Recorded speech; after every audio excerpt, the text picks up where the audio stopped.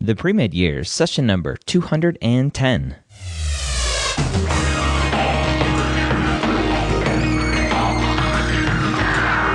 Hello and welcome to the two-time Academy Award-nominated podcast, The Pre-Med Years, where we believe that collaboration, not competition, is key to your pre-med success. I'm your host, Dr. Ryan Gray, and in this podcast, we share with you stories, encouragement, and information that you need to know to help guide you on your path to becoming a physician. Welcome to the Pre-Med Years. As I said earlier, I am your host, Dr. Ryan Gray. I used to be a flight surgeon in the Air Force, and now I am here full-time helping you get into medical school. This podcast is going to be all about the application. As I'm recording this, it is winding down November into December of 2016. The new year is coming soon, and with that, it's time to start your applications if you are planning to apply in June of 2017 for the 2018 class. It sounds like it's so far away, but trust me, it is not. There are so many moving parts and moving pieces to the application that if you fall down in one of those sections, one of those pieces of the puzzles, then your whole application may be ruined. Now, we're going to talk all about why it's so early to start work, why it's so important to start working, why it's so important to start working on your applications so early. We're going to talk about all those moving pieces and what that means to you. I'm interested to know if you've applied previously and haven't gotten in. Send me an email, ryan@medicalschoolhq.net. I want to hear from you. I want to know why you think you didn't get in. Was there a problem with your application? Did it take longer for you to do certain parts of it? Were you waiting for somebody else for certain things like letters of recommendations? I want to know. Send me an email, ryan@medicalschoolhq.net. All right, so let's go ahead and start talking about some of these things. I've jotted down a couple ideas here, some thoughts that I want to talk to you about why it's so important to start your application prep now.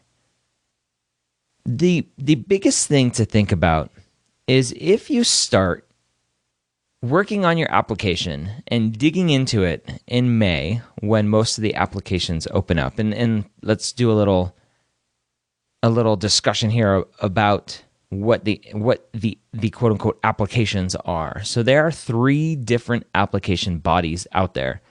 There is the TMD SAS, the Texas Medical and Dental School Applications Service. Yes, Texas has to be different. All of the Texas schools are part of that, except for Baylor, as far as I know.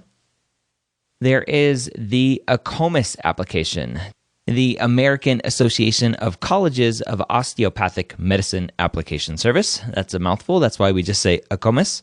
And there's also the AMCAS application, or the American Medical College Application Service. Now, the AMCAS application is for the MD schools, and the AACOMAS application is for the DO schools.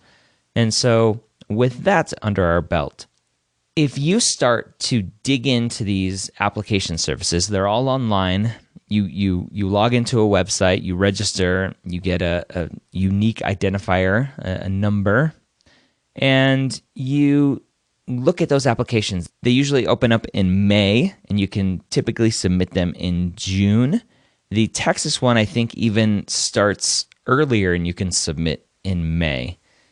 If you wait to look into that application and log onto that website for the first time when you can in May and start looking at what is required and start gathering that information, then you're going to be so far behind the curve that it's almost impossible for you to submit your application early.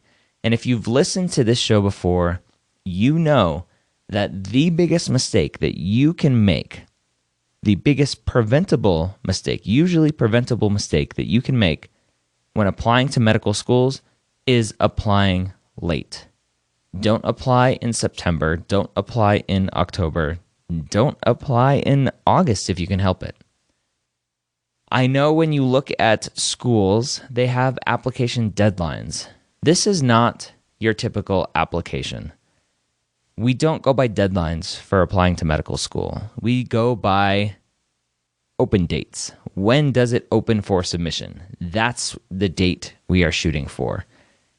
And if you wait to log into those websites and go, okay, the AMCAS application wants me to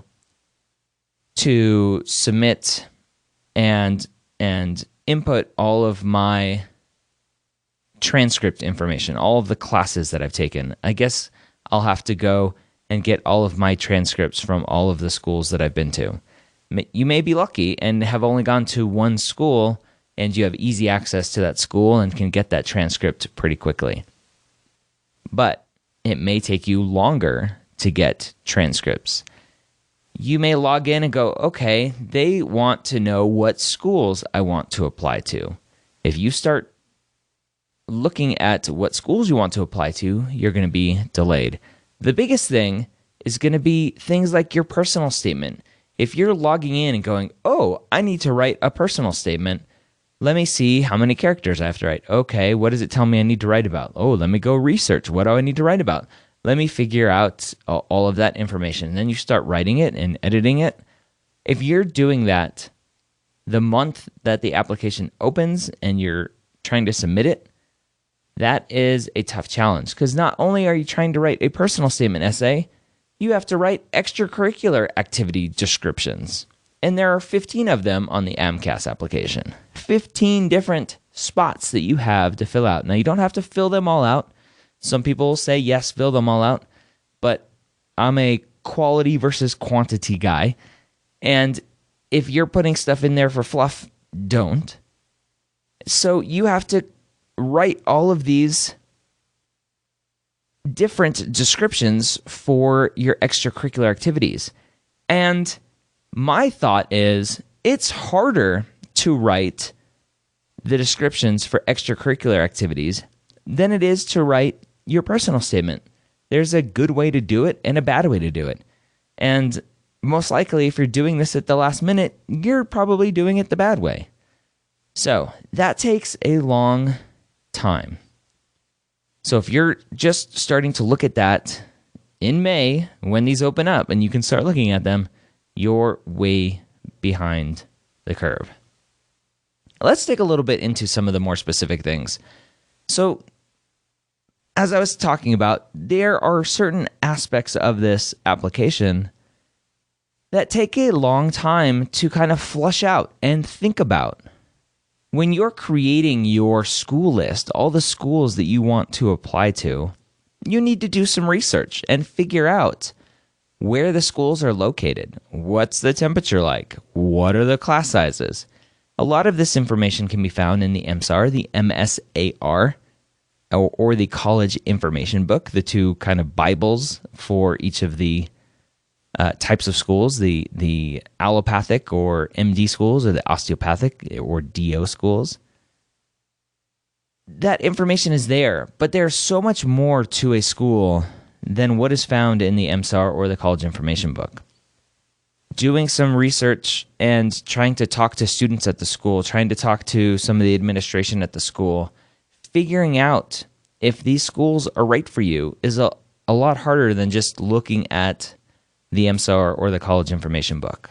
So it takes a long time to figure out what you want, what you need from a medical school. I know the big joke is, where do you want to go to school? Any school that will accept me. But that's really not the way to go about it. Yes, you hopefully will get an acceptance, and if you only get one, then yes, that is where you will go. But to get that acceptance to that school, it needs to be one that you've picked for certain reasons, that you're applying to for certain reasons. The worst thing that you can do is spend the money on your primary application and get the secondary back, and you go, never mind, I actually don't really want to go there. So it takes some time to flush out your school list. And when I'm working with students, doing coaching for application stuff, I actually have a sheet that I have them fill out, and I have them rank certain things like, do you care about weather? Do you care about location? Do you care about class size? Do you care about city or rural areas? There are a lot of other factors that go into this. So think about those things. The other thing that students always underestimate is the amount of time that it takes to get letters of recommendation written.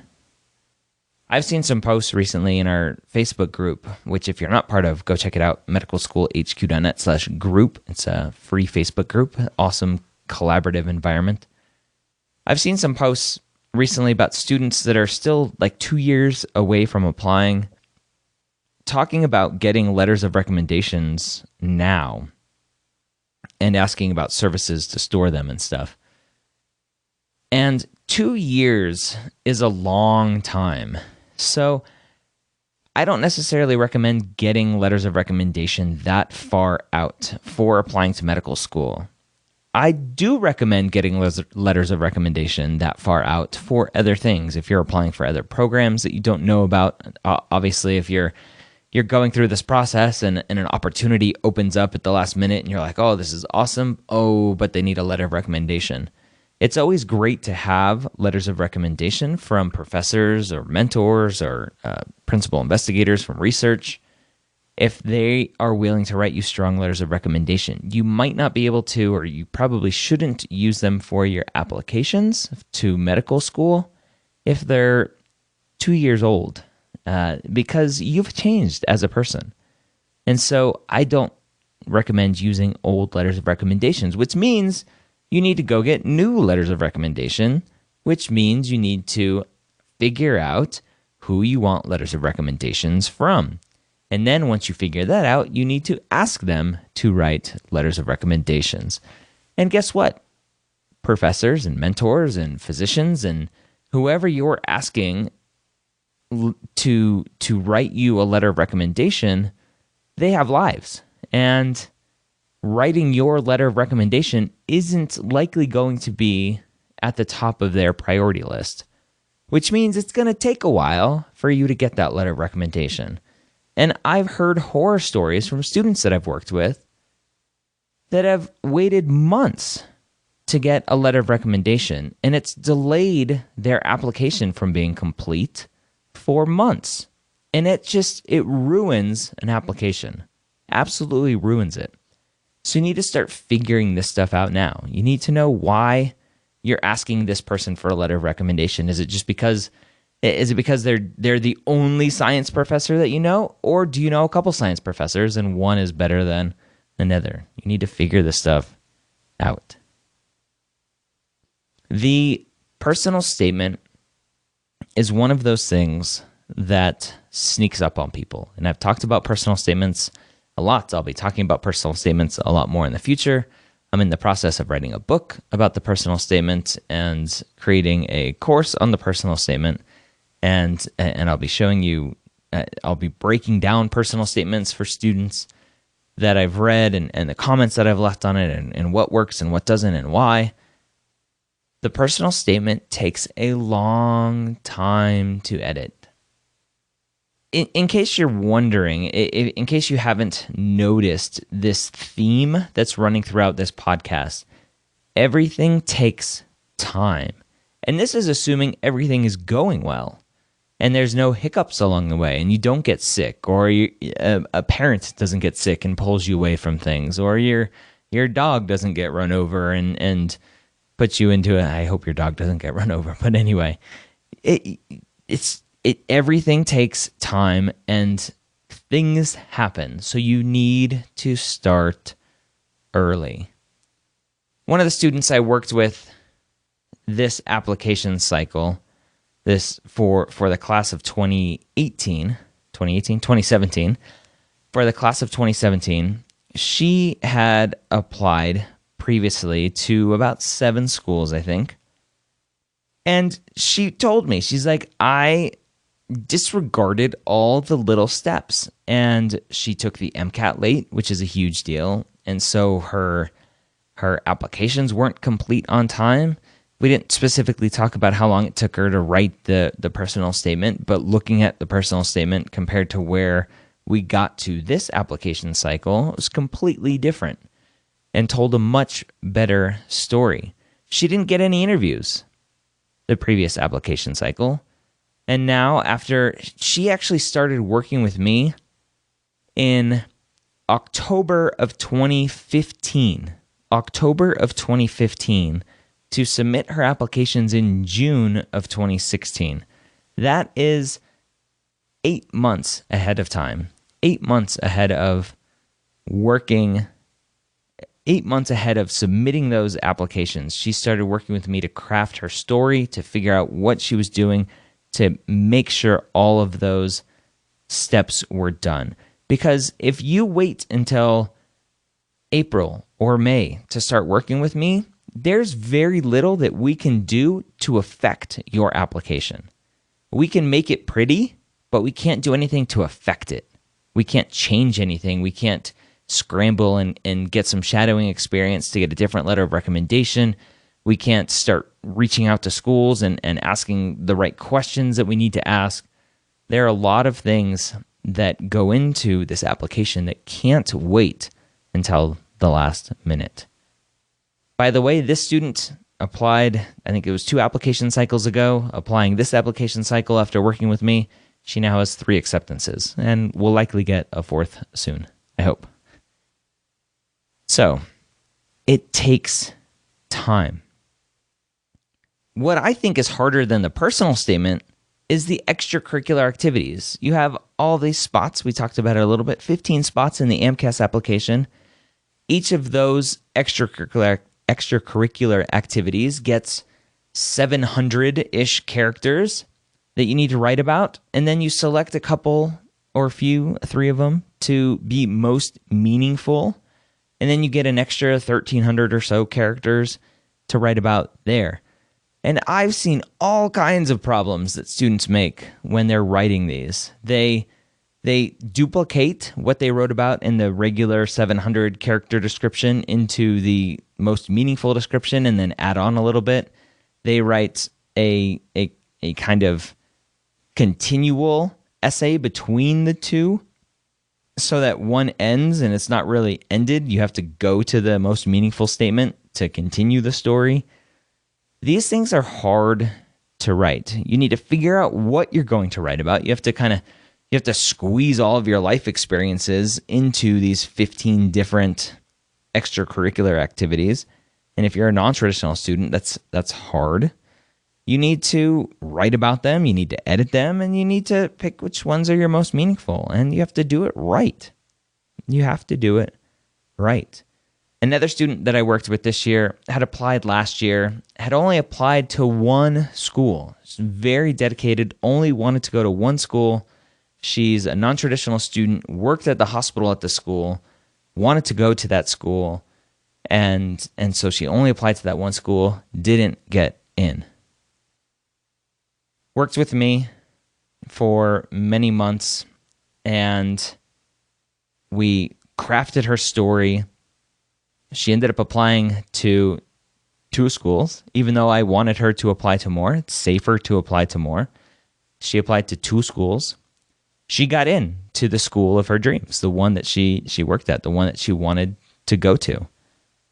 She did a better job at crafting her extracurricular. She did a better job at crafting her personal statement. A lot of what students think they need to write about is wrong. And so we worked on crafting her personal statement, crafting her story, getting her ready for her interviews, and she got the acceptance of her dreams to go to the school that she worked at, and now she can start preparing for medical school. One of the other things that the application services want you to do is fill in all of your grades, your transcripts. And so you need to gather your transcripts. And if you've gone to one school, like I said earlier, it's easier, but if you've gone to a lot, it's harder. It takes time. What about if you have a pre-med advising committee and they require a lot of this information ahead of time? And even before I mentioned getting letters of recommendation, how that can take months. Sometimes letter writers want a personal statement and want a school list to see what you're doing.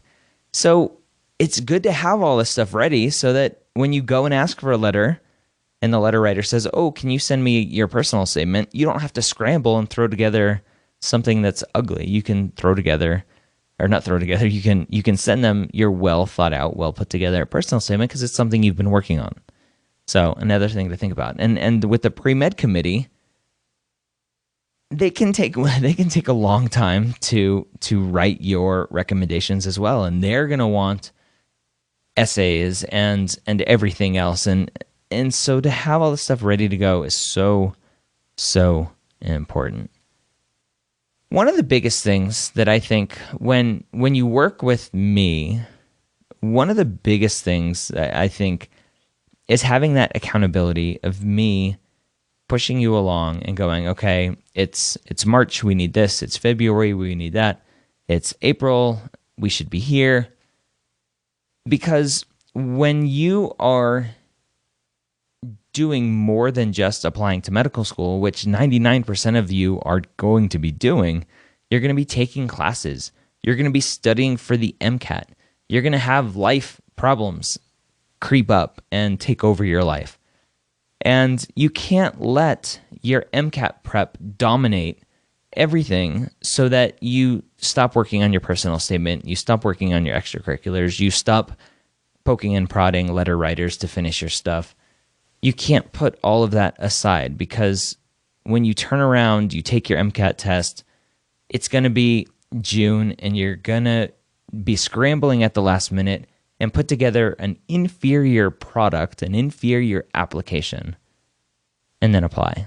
And you don't want to do that, and apply late, likely. You don't want to do that. You need to have all of this organized, ready to go. So that's what I wanted to talk to you about today, having those applications ready to go. And as I'm recording this at the end of November 2016, I've started working with students for applications for 2017, class of 2018, and I want to work with you. If you go to medicalschoolhq.net/coaching, you can see how you can work with me. I've worked with, like I said, many students over the course of a full year. I've worked with students for 7, 8, 9 months, and it's been an awesome experience, and I want to work with you.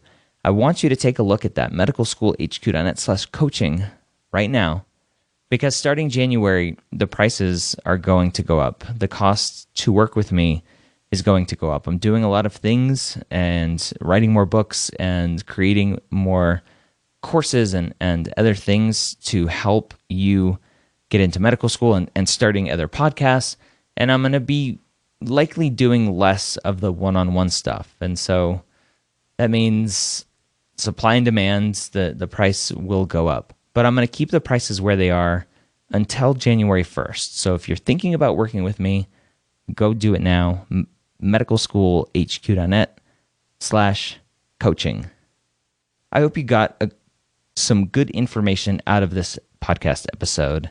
I hope what I've taught you will help you with your applications. Make no mistake, you can go and do all of this on your own. You don't need me. But there are a bunch of you that need me. You know who you are. The ones that need a little bit of extra hand-holding. The ones that need that accountability and clarity when it comes to working with me. And so working with me, let me kind of back off a little bit. Working with me means we meet once a month over Skype and talk about everything that you're doing, everything that you need to be doing, any questions that you have. We email back and forth, and we will edit personal statements and extracurriculars and work on your letters of recommendations list and work on getting your school list ready to go. And we'll start to do secondary application, secondary essay editing, and mock interview prep when it comes time. So it's everything that I offer kind of a la carte, all rolled into one. And it's amazing when I'm able to work with a student and seeing those successes and hearing the stories of somebody who one of the students, and so I didn't work with this student for application prep, but I did work with her for mock interview prep. And she had applied to medical school last year, had, I think, 7 interviews. So her application was great. 7 interviews is great. She didn't get any acceptances. She was rejected from 6 schools and waitlisted at 1. This year she reached out to me and she worked with me, purchased 4 mock interview sessions, and we worked from that first one to that 4th one to craft her story, what she would say to challenging questions. And she is sitting at 6 acceptances now, I think, for this application cycle. So even if you put together the perfect application, it doesn't matter because there's interviews that come next. And so I want to help you. So medicalschoolhq.net/coaching. I hope you reach out. I look forward to talking to you, to helping you with your applications. Until then, I hope you keep following us here at the Pre-Med Years podcast and everything that we do here at the medical school headquarters.